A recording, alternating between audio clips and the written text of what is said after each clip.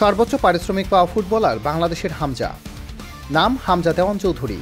বাংলাদেশের এই midfielder English club Sheffield ইউনাইটেডে যোগ দিয়ে করলেন ইতিহাস। ক্লাবের সর্বোচ্চ বেতন পান তিনি, প্রতি বছর ২৬ লাখ পাউন্ড, বাংলাদেশি টাকায় যার পরিমাণ প্রায় ৪০ কোটি।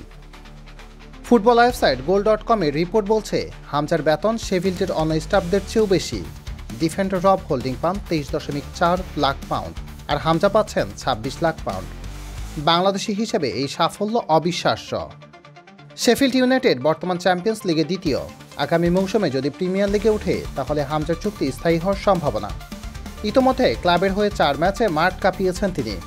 মার্চ মাসে লাল সবুজ জার্সি গায়ে দেবেন হামজা। এশিয়ান কাপ বাছাইতে ভারতের বিপক্ষে হবে তার অভিষেক। ২৭ বছর বয়সী এই তারকাকে নিয়ে বাংলাদেশের ফুটবলার ভক্তরা বলছেন, এবার আশা জাগল। হামজার এই সাফল্য শুধু তার ব্যক্তিগত নয়, গোটা দেশের গর্ব।